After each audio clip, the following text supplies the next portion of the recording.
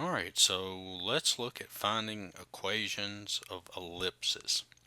I'll have several videos, check them all out. I'm trying to hit everything you would come across. So let's look at this. We've got the ellipse. It's in the form x squared over a squared plus y squared over b squared equals 1, where a is greater than or equal to b, which is greater than 0. Foci plus or minus c 0, and c squared is equal to a squared minus b squared, and vertices plus or minus a 0. Alright, and this the vertices, this negative a0 to a0, this line segment that joins these, this is called the major axis, and then the line segment that joins 0b and 0 negative b, that would be the major axis.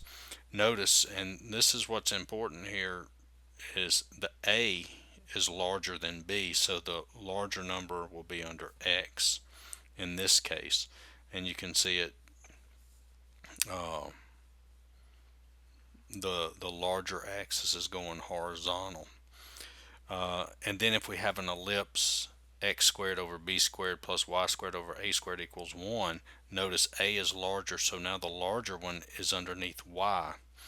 It has foci 0 plus or minus c, okay, and c squared is equal to a squared minus b squared, and the vertices are 0 plus or minus a. So this would be your major axis here, and this would be the minor axis. Now, another thing, notice here that these ellipses here, the center is at 0, 0. Okay. Now, you may have an ellipse where the center is not at 0, 0. So how would that look? Well, it would look similar to this, but the equation would be like this: x minus h squared over a squared plus y minus k squared over b squared equals 1. And then for this one, it would be similar: x minus h squared over b squared plus y minus k squared over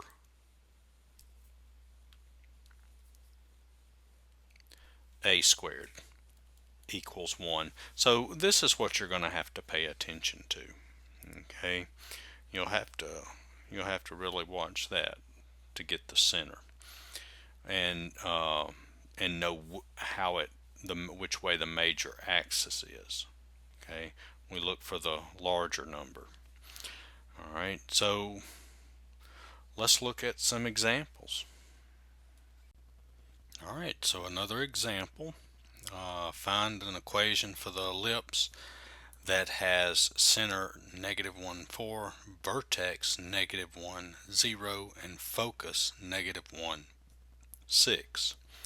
All right, so like I've said in all the other videos that I've done on this stuff, draw what you can. Okay, that's going to give us the best idea. Don't try to sit there and figure all of it out without a picture.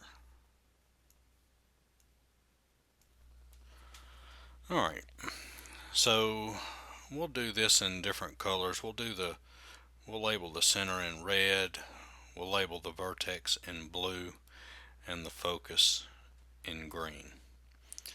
Alright, so the center is -1, 4. So that's going to be about right in here. There's the center. We've got a vertex at -1, 0, which that's going to be here. And we have a focus at -1, 6. So that's going to be this point here. Okay. Now we can go ahead and we could get, okay, well, we know we have another focus right here, and then there would be a vertex that's what, 4 units up. Okay, but we don't need to draw all that because our equation, well, our equation we know, well, we're not at the center, so we know it's going to be in the form x minus h squared over plus y minus k squared. Let me write this somewhere else. I don't have enough room. X minus h squared plus y minus k squared equals 1. And these are over a squared and b squared. But let me ask you this. Which one's which? Where does the a go? Where does the b go? Well, since our major axis is going to be vertical, that means a represents the major axis. That's going to go under the y term. So this is going to be a squared and this is going to be b squared. Okay, so don't forget that. If the major axis was horizontal, then the a squared would be under the x term and the b squared would be under the y term. Just remember a is larger than b. Alright, so well, what do we need? Well, we've got hk. You see that? Here's h, here's k. We know the center. But now we need a and b. Well, since the major axis it's vertical, that's going to give us a, right? Well, if we have a and we can figure out c from the focus, then if we know a and c, well, we can figure out what b is. All right, so just remember that the distance here from the vertex to the center, that's going to be a. So I know a is equal to 4. All right, and then the distance from the center to the focus, you see that? That's c. And so here I know c is 1, 2. C is equal to 2. And so now I can figure out b and I can plug everything in.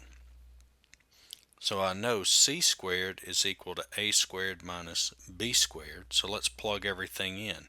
So 2 squared equals equals 4 squared minus b squared. And if we solve, bring the b squared,